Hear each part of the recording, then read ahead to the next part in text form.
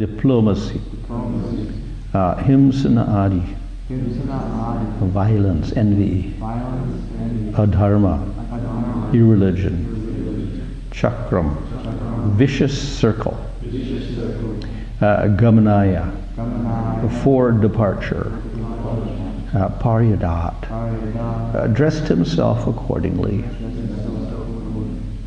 Translation. Maharaj Yudhisthira was intelligent enough to understand the influence of the age of Kali, characterized by increasing avarice, falsehood, cheating, and violence throughout the capital, state, home, and among individuals. So he wisely prepared himself to leave home, and he dressed accordingly. Purport: the present age is influenced by the specific qualities of Kali. Since the days, the battle of the Kurukshetra about 5,000 years ago, the influence of the age of Kali began manifesting. And from authentic scriptures, it is learned that the age of Kali is still to run on for 427,000 years. The symptoms of the Kali Yuga, as mentioned above, namely avarice, falsehood, diplomacy, cheating, nepotism, violence, and all such things are already in vogue, and no one can imagine what is going to happen gradually with further increase of the influence of Kali till the day of annihilation. You've already come to know that the influence of the age of Kali is meant for godless, so-called civilized man. Those who are under the protection of the Lord have nothing to fear from this horrible age. Maharaj Yudhisthira was a great devotee of the Lord, and there was no necessity of his being afraid of the age of Kali, but he preferred to retire from active household life and prepare himself to go back home, back to Godhead. The Pandavas are eternal companions of the Lord, and therefore they are more interested in the company of the Lord than anything else. Besides that, being an ideal king, Maharaj Yudhisthira wanted to retire just to set an example for others. As soon as there is some young fellow to look after the household affairs, one should at once retire from family life to uplift oneself to spiritual realization. One should not rot in the dark well of household life till one is dragged out by the will of Yamaraj. Modern politicians should take lessons from Maharaj Yudhisthira about voluntary retirement from active life, and should make room for the younger generation. Also, retired old gentlemen should take lessons from him and leave home for spiritual realization before forcefully dragged away to meet death. Translation: Maharaj Yudhisthira was intelligent enough to understand the influence of the age of Kali, characterized by increasing avarice, falsehood, cheating, and violence throughout the capital, state, home, and among individuals. So he wisely prepared himself to leave home, and he dressed accordingly. Here in the first line we have the word parisarpanam, the expansion of the evil qualities of Kali Yuga. Actually, the word here is sarpa, which means snake.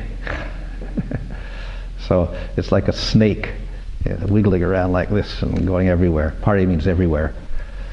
So it's wiggling around like a snake and spreading its influence everywhere. And of course snake, because generally snakes are considered rather vicious and they poisonous, harmful. They attack without any reason. So therefore all these different qualities of Kali Yuga are like the snake, and they bite everyone, or they influence everyone, so that everyone has these inauspicious qualities within them. And it's also called, in the last line we see the word chakra, which means literally a wheel or a circle. So why circle? So one reason is that we see there is another chakra, another bad chakra. That's the chakra of karma, the wheel of karma. So in that case, the wheel is the wheel of birth and death. that we have life, we get born, we grow up, we do activities, and we die according to karma. And in our life we create more karma, so we get another body, and then we live another life, and then we do activities, and then we die, and we get more karma, and we get another life, and like this. So we go on forever with no beginning and no end. That's a circle. So the circle of karma, or the wheel of karma, is there, no beginning and no end. And here we find this chakra ever increasing: lust, anger, greed, violence, etc. It breeds more of the same thing, and once it starts, it's difficult to get out of it.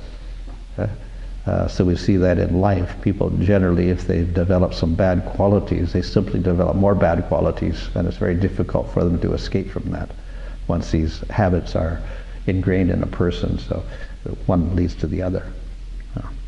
We have another chakra mentioned in Bhagavad Gita. That's the positive chakra, and that is the chakra of sacrifice. We do sacrifice to recognize the Lord and to offer things to the Lord, that is food, etc. And through that, the devatas are pleased and Krishna is pleased, and we get rain. And then the rain falls on the ground and it nourishes the plants, and then the plants grow, and we harvest the plants, or we eat the grains, etc. And we get nourished. And then to complete the chakra, we have to do sacrifice again, or worship. We offer the food to Krishna, and then Krishna is pleased, and we get more rain. Well, there's another type of chakra that goes on so that we can be prosperous in this world. So this is the opposite chakra, where you're influenced by lust, anger, and greed. We do activities of sin. We get bad karma. We get another body. And then we start being, and we're miserable in that body because of bad karma. So we do more sinful activity, more violence. And we get more bad karma, and we get born again into a life of suffering, and we do more bad activity, more sinful activity like this, and we go on in this chakra until we become an animal, ultimately. Okay? We sink down into lower species of life because of this. Then the chakra stops, more or less, and then we just work our way back up to a human being again. So in any case, this is not only the position in Kali Yuga, but the position in any yuga where this can happen. But in Kali Yuga particularly, because of simply the nature of time by which these qualities grow, and we can say the lack of proper government with minimum restrictions, then it grows. And of course, even if the restrictions are there, because of the growing tamasic nature of people, it is more difficult for them to obey the rules. They can't avoid the sins. Even if the rules are there and they're told don't do this, they will do it anyway because of ignorance and passion. So this way, even if the rules are there and enforced, still people break the rules. But then unfortunately, even the rules aren't there because the government is not the government of Manu anymore. It is a Surg Varnashram. So they have a set of rules, but it is, the principle behind it is atheistic, so therefore they don't have the proper rules, and some things which they are allowed to do are actually sinful. So therefore they end up with a lot of sinful activities and get lower birth because of that. So that is the unfortunate position of people in ignorance in any age, and particularly in Kali Yuga, because people are more ignorant, they're more likely to end up in this position. However, there is a solution to this problem. Of course, in other ages they have a little bit of an advantage because time itself is on their side, so they don't have so much ignorance like Satya Yuga. But here we find the full manifestation of ignorance in Kali Yuga, so we have great misfortune. But still, the counteraction to this situation is always there. It is always supplied by the Supreme Lord, whether it's in Satya Yuga or Kali Yuga, or whether it's the beginning of the day of Brahma or the end of the day of Brahma. the Lord makes sure that there is a system by which we can escape all of this. Yeah. So of course there's the gradual system is karma yoga, and then jnana yoga, stanga yoga. But the ultimate process is bhakti yoga. And even if we don't have karma yoga, jnana yoga, and astanga yoga, bhakti yoga can still be practiced nicely. It doesn't depend on the other processes at all. So that is the position in Kali Yuga, where the karma, jnana, and astanga yoga have been minimized. So it's not really possible to do them properly. But we can still do bhakti yoga. So that is why at the end of Bhagavad Gita, Krishna says, Sarva dharma parityajya, give up all dharmas. Karma yoga, jnana yoga, astanga yoga. And mamekam sharanam vraja, just surrender unto me. So that is the recommendation of Krishna in Bhagavad Gita. People, however, will object to this.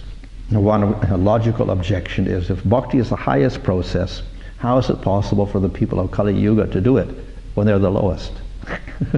They should go through the gradual process of doing karma yoga, jnana yoga, astanga yoga. Unfortunately, that does not work in Kali Yuga because it's all destroyed. The varnashram system is not intact because Manu is not there, his descendants are not there. Bhagavatam describes the degradation of the line and destruction of that line. So it's very difficult to institute karma yoga, what to speak of jnana yoga or astanga yoga. So there is no choice in one sense.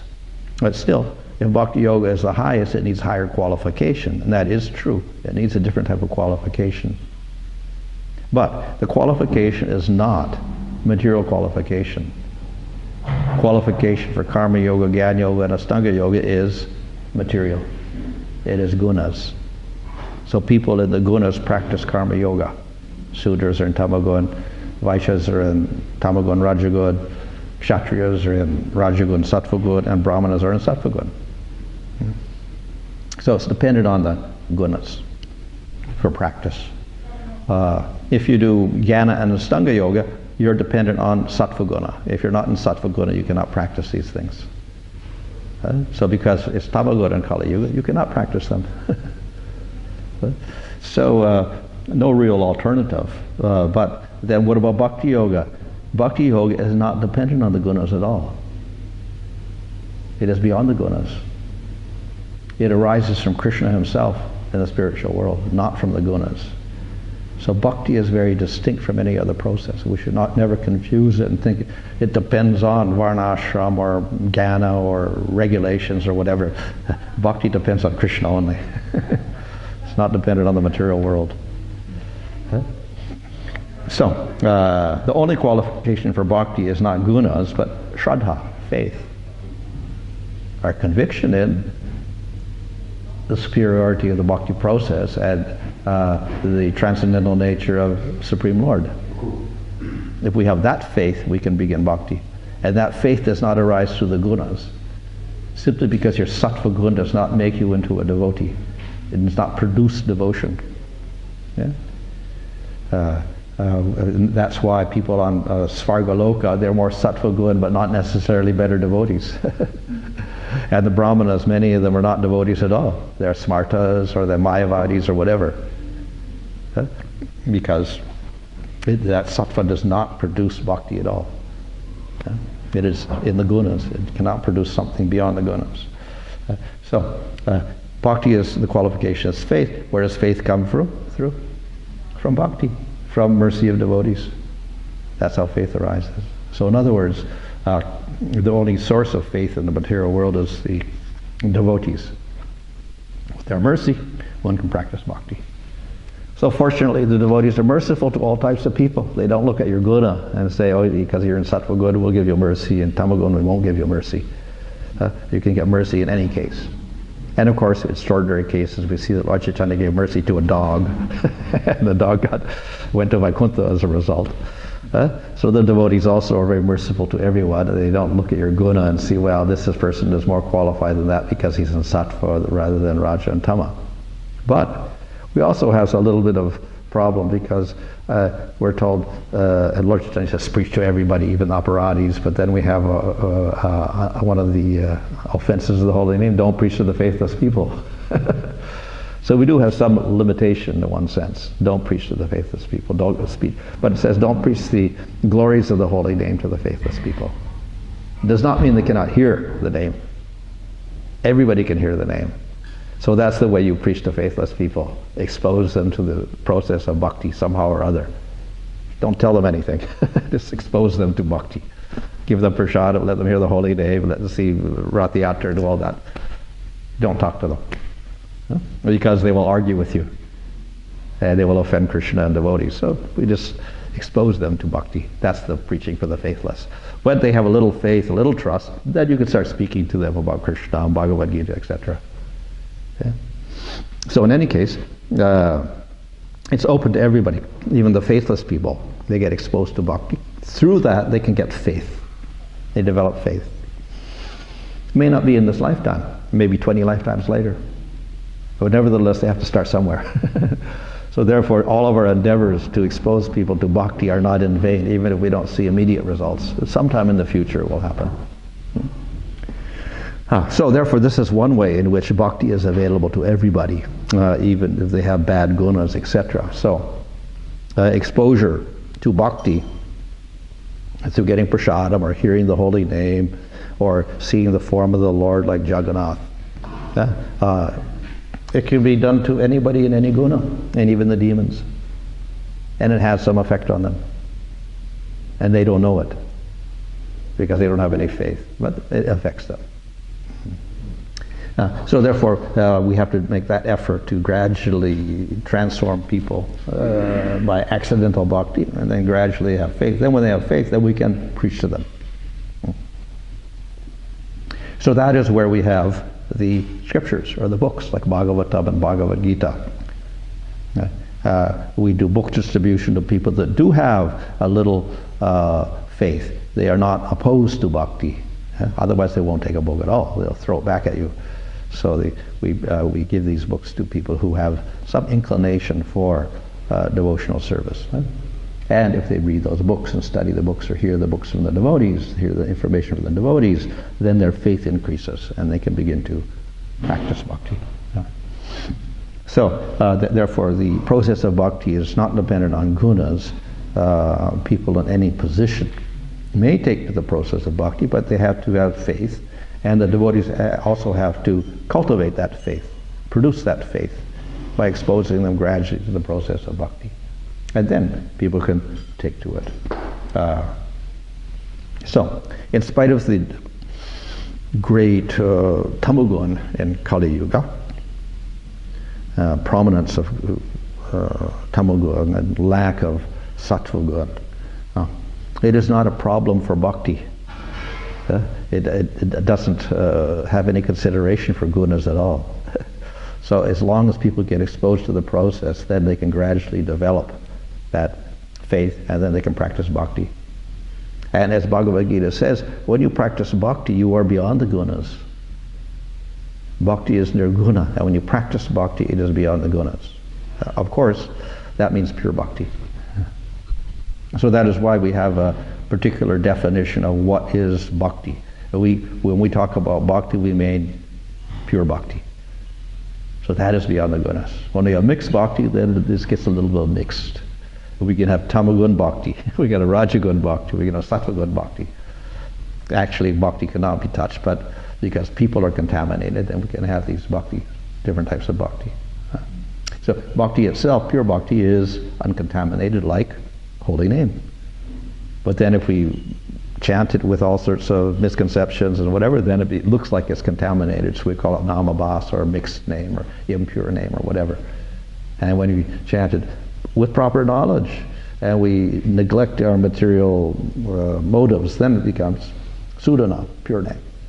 So same with bhakti. It is pure when we reject all of these other desires and we have proper knowledge. So to get the proper knowledge, we have Bhagavatam. In order to understand who is Supreme Lord, who is the jiva, what is impure bhakti, what is pure bhakti, etc. That we need knowledge, and that we get from the scriptures. So in this way, if we get that knowledge through the devotees and through scripture, then we can practice pure bhakti. That's the transcendental bhakti. That is the bhakti beyond the gunas. And though we're not beyond the gunas, because we do have material desires, etc., still, Krishna accepts that bhakti, and he helps us get to a higher stage. So that is the hope for us, not only in Kali Yuga, in all the yugas.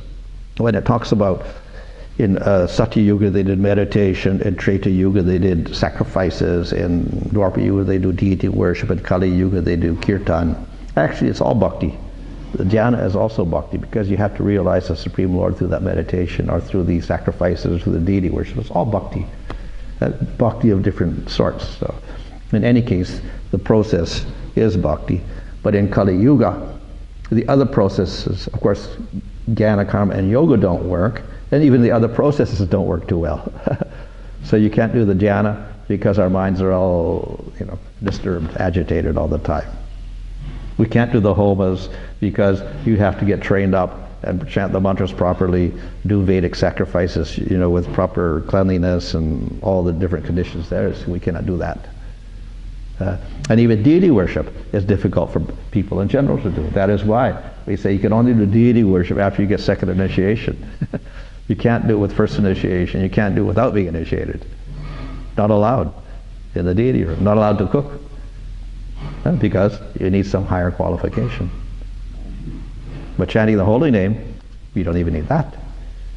You don't need first initiation. You don't need first or second initiation. You chant the holy name without initiation. It has great effect. So, therefore, in Kali Yuga, with the process of bhakti, among all the different processes, Nam Sankirtan, chanting the holy name, most powerful process of all. Disregard for everything, and therefore everybody can take to it. All the people of Kali Yuga can participate in it.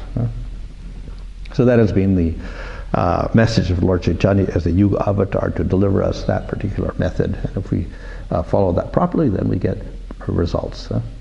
So though Kali Yuga started here, we see with Maharaj Yudhisthira seeing the influence of Kali, all the bad symptoms, and all these terrible characteristics like avarice and falsehood and cheating and violence manifesting themselves very prominently.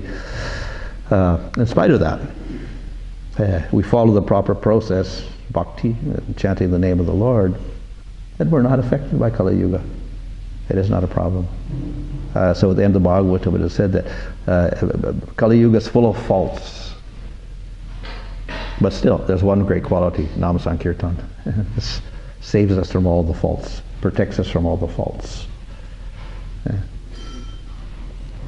So Yudhisthira Maharaj took an action here, and he said, okay, I'm leaving. Krishna's left, and I'm leaving also. Kali Yuga is here. What's the use of staying around, witnessing this terrible situation of society where people are going to cheat and fight each other and whatever? I don't want to look at this. Go away. So then he prepared to leave. So he took vanaprastha and whatever, and they marched up in the Himalayas.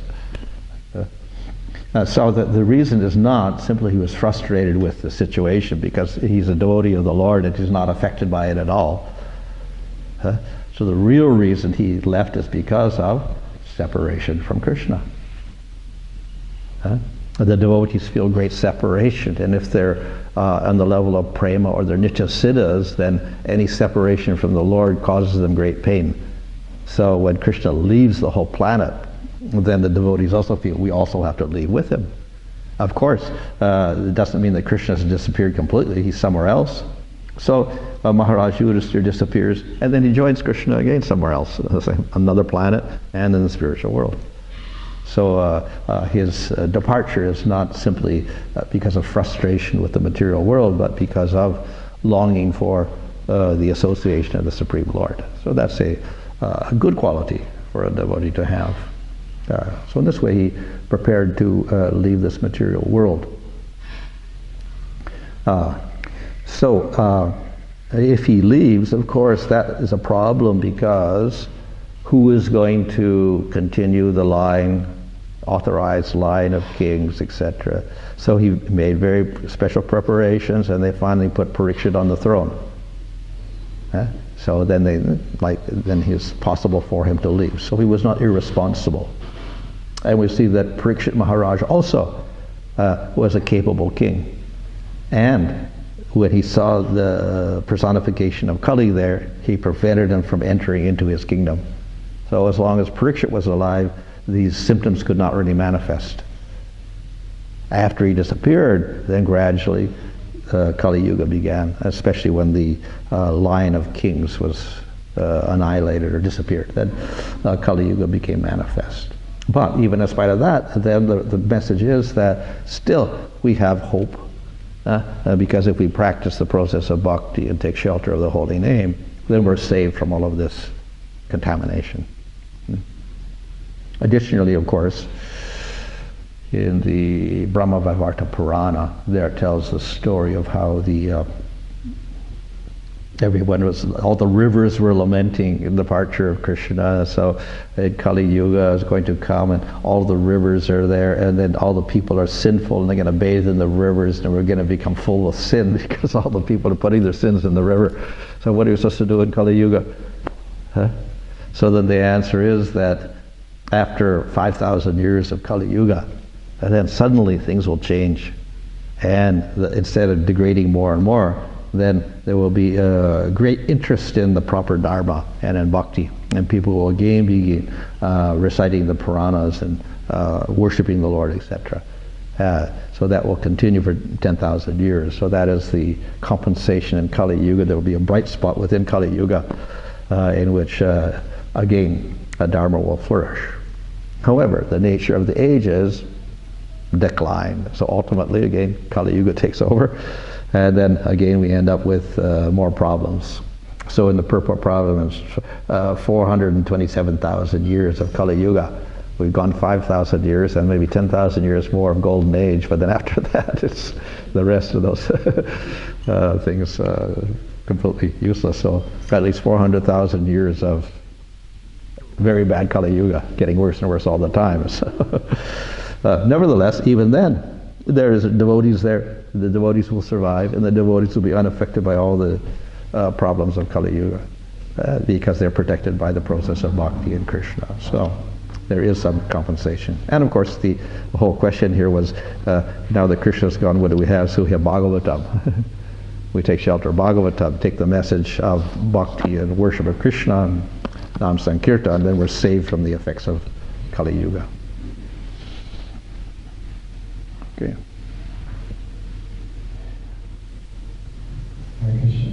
I'm wondering if we can speak a little bit more about Kali, the personality, and I'm wondering if he's like a demigod or if it's like an eternal... A demon, not a demigod. Is it a demon? Yeah. Is it like the eternal host? Oh, yeah. Well, in Christianity we have Satan, the devil. So we don't have such a personality as such. We do have Maya Devi, who acts kind of like that position, but she's a woman, and she's almost eternal, we could say, because Prakriti is eternal, and she has a personification. But actually Maya Devi herself is also a servant of the Lord. She's not a demon, she's a devotee of the Lord. Durga Devi is a wife of Shiva, and Shiva's a devotee, she's a devotee of the Lord. So they are not evil at all. They're not personification of evil. So we can say that within the material world, Kali, of course, is a personification of all these bad qualities here, which you could say is evil in one sense. But these things are not absolute, because they can change. A person can be evil, but he can change and become good. So we can give up the bad qualities, like falsehood, cheating, and violence, and we can have opposite qualities in the material world. So in other words, tamaguna is there, but we can give up tamaguna and get rajaguna, or give up rajaguna and have sattvaguna. So these things are not absolute, they're changeable in the material world. Still, even if we have goodness in the material world as opposed to evil, even that is temporary.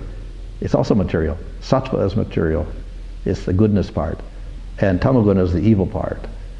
Laziness, violence, etc. Both are temporary. So it's not a solution to replace all the evil things with the good things. So the real solution is another level, that is not sattva but suddha sattva level. That is spiritual level. And there we have qualities that look kind of like good qualities of the material world, like the sattvic qualities. So we have kindness, compassion, tolerance, etc. They look like qualities of sattva in the material, but they're not. When those qualities manifest in the devotee or in Krishna, they are spiritual qualities. And they're eternal. So that's the difference. And they're all in relation to devotion and Supreme Lord. So those are the best qualities to have. So all these other qualities, even the good qualities, which are non-satanic qualities or non-demonic qualities in the material world, even those are bad qualities ultimately. The devotee even gives up those sattvic qualities of the material world in favor of transcendental qualities. So the Kali Yuga was later on described as a Sudra in disguise, dressed up like a king and then beating the bull of Dharma, destroying Dharma. So it's more or less a symbolic representation. But that personification of Kali can enter into different people, like Duryodhana was said to be the Kali personified also, because he had all the bad qualities that, anti-God, anti-Krishna, anti-Dharma, anti-Yudhisthira, anti-Pandavas, everything. He was a personification of everything that Yudhisthira stood for, and the Pandavas. So the Pandavas stood for Dharma, which is the sattvic aspect, but also they stood for bhakti, both things. And the demons will oppose both things, both sattvic qualities and devotional qualities. They'll oppose both things. Marati. I was wondering, Hare Krishna. Hare Krishna.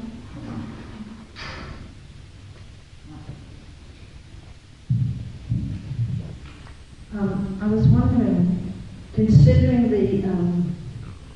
the very disturbing nature of the material world at the moment in Kali Yuga, as you commented upon, and corrupt leaders. It seems that all the leaders are corrupt. We have at the moment a candidate for the presidency of the United States, Tulsi Gabbard, and you're laughing, I'm wondering why. Oh, well. Maybe I'm not very well up with politics. Yeah, but she's a devotee. She's a devotee. I think she's a devotee, and that she stands quite a good chance. Really? I thought she didn't. Anyway. Oh, you thought she didn't? Yeah. I think she raised up, but I don't think she got too far. But it's promising at least that some devotional person is getting somewhere up there. But then I was thinking. We have a devotee in Malaysia. He actually became a minister in the government. He's a devotee. He had 16 rounds and everything. But the government got kicked out now, so he's no longer there. That's encouraging. But then I was thinking, well, if she did get that post, we understand that they have to take, these leaders, they take 6% of the overall karma. Yeah. And I'm thinking, how on earth could she stop all the animal slaughter, in Texas and, all the horrible things that go on, and she has to take a sixth of the karma. Yeah, it's not a good position to be in. Could she, wouldn't it be such a miracle if she was able to make some changes? Anyway, I'm not very hopeful. So I just wanted your comments. So even in India, we have our Prime Minister there who is not a devotee, but at least he's he's a brahmachari and he's got some idea of dharma, etc., and he follows scripture, etc., and he tries to stop the cow slaughter, etc. But again, they have some limitation because of the democratic system, and they have to follow the rules. They can't just take over and change everything. So they have to, do things very gradually. But at least there can be some progress towards an ideal state. They can't do it completely in their lifetime, but they can make some changes. So, of course, India is maybe a little easier. America would be more difficult to, do radical changes like stop the killing of cows or whatever. It's more hopeful in some parts of India you could do so. So they can take some steps. In that sense, they can give some hope to the people.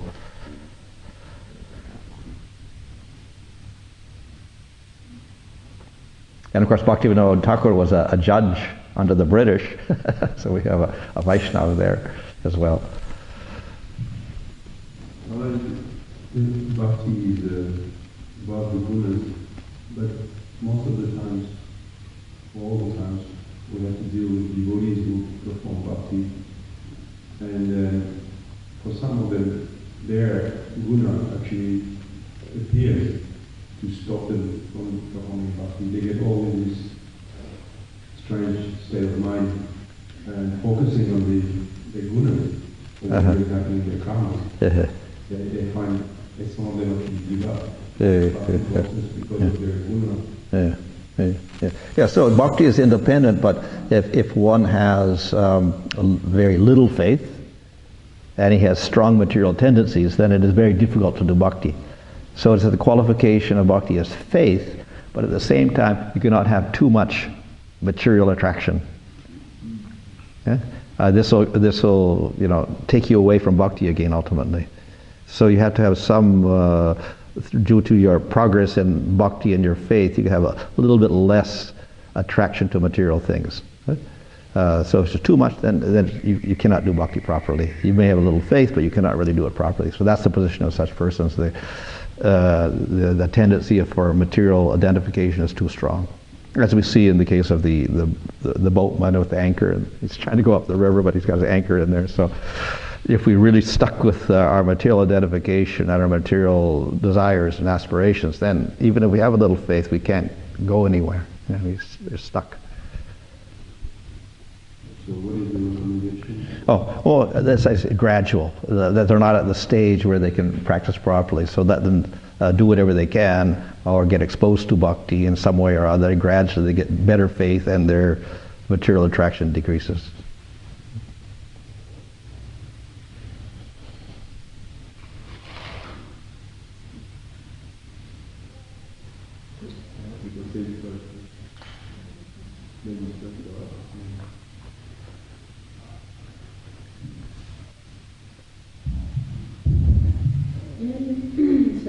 You mentioned how Maharaj Yudhishthira, he wanted to leave because Krishna left as well.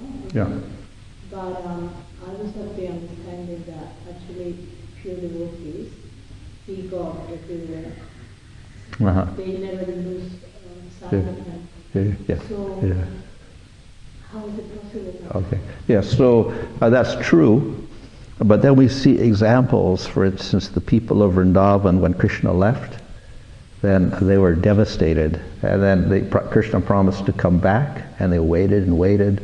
They waited a few months, and then Krishna was in Mathura, and they kept waiting, and they thought he was going to come back. And then he moved off to Dwarka, and they were still waiting and waiting and waiting. So, of course, Krishna did appear internally within them. It's called spurti, when Krishna manifests within, and they got a little bit of satisfaction that way. But still, they said Krishna has to come back actually. So that's why they went to, later on they went to Kurukshetra to see Krishna. And then they finally saw him. And they said, Krishna, you have to come back with us. We're not satisfied with this internal vision. We want you to come back with us. And then he said, well, I can't come now because I have to kill a few more demons in Dwarka, etc. So then Krishna couldn't go with them, and they didn't want to go to Dwarka also, because he said, that's not our place, it's completely different there. So they went back, and then they were, again, in separation from Krishna. Well, finally, he did come, and then they were satisfied.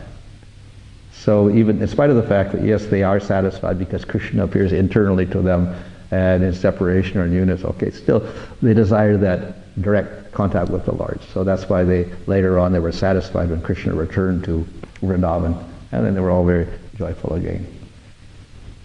And similarly, the devotees in the material world, they, because they're here, and then Krishna's in the spiritual world, they do have realization of Krishna, but then they're still longing for that direct relationship also. So Krishna fulfills that by putting those pure devotees who have prema in material world where Krishna is performing his pastimes, and that way they get directly meet Krishna, or it takes them to spiritual world, they directly meet Krishna. So, would that mean that there is still some identification to the material body then, or you are here and No, it's just a matter of internal internal realization of the Lord and directly seeing Him before you. There's two types, and of course we can say that they're the same in one sense, but at the same time the devotees long to directly serve Him in front of them rather than internally. That's all. But the internal is also spiritual, not material. So it's a spiritual in either case. So it means that they're seeing externally. Yeah. They're not just seeing No. spirituality because. Yeah, they're not saying one is material, other spiritual. It's all spiritual, but still they get a satisfaction from directly serving Krishna and touching Him and whatever. But this service in separation, Yeah. or bhakti in separation, that's the Higher than the meeting, actually, because within that separation, which looks like great pain, there's also the greatest bliss, which is difficult for us to understand because we see the gopis lying on the ground and crying and rolling, etc., and experiencing pain, and even Yasoda can't even eat because Krishna's gone, and Nanda's, the whole kitchen they're not cooking in the kitchen anymore when Krishna leaves because they're so devastated, and it looks like great pain. But it's explained that within that separation, that it looks like pain, when Krishna appears within them, they get the greatest bliss. So it's difficult for us to comprehend how the great pain can actually have the greatest bliss. So, and it's even more intense, that bliss, than the bliss on meeting Krishna, apparently. So, it's a little contradictory, but for us. some understanding I had, or misunderstanding, is, when you're looking forward to something, Anticipation. there's a lot of pleasure of it. Yeah. You're excited because you're going to do something, you go somewhere, and that is sometimes more pleasurable than actually... Yeah. Something like that, of course. Something like that. Yeah, but again, sometimes they get completely hopeless. So they say he's not coming back. So they get completely devastated. Is he coming back or is he not coming back? And then they get a little bit, doubtful like that. And then they start lamenting again like that. And then they expect him to come, and then they're getting eager again. So they go through all sorts of states of emotion when he's alone. And that becomes more intense, actually, when he's with them. So that when he's with them, then they're also feeling maybe he's going to leave again. And then the meeting becomes full of lamentation also. So it's a peculiar state in the spiritual world where there's meeting and separation, and they kind of... the meeting has separation within it, and the separation has meeting within it.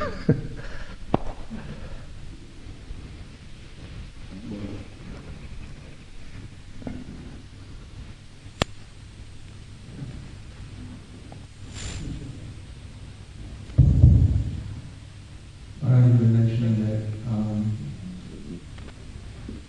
Maharaj Yudhishthira left because was, retired because of separation from Krishna. That was the main reason. Yeah. Of course, we have all sorts of reasons, like why does Krishna go to the material world? Of course, to destroy the demons, manifest dharma, associate with the devotees. The real reason is, of course, to associate with the devotees. But then usually we say he comes to, destroy the demons and restore dharma, as in Bhagavad Gita. But his real reason is associate with devotees, because that's his big attraction. So, like this Yudhishthira again is ultimately, other things are there, but ultimately it's association with the Lord. Maharaj,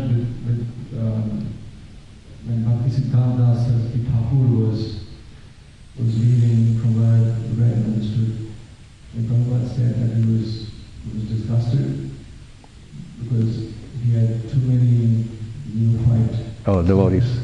Just really, maybe a comment on that. Well, of course, that was one reason, maybe. Like here, he's disgusted with the material world and all that, so maybe Bhaktisiddhanta was disgusted with the acts of his devotees. But the other one is that, in one sense, they're never attached to the material body or whatever at all. So therefore, the other reason is they want to meet Krishna.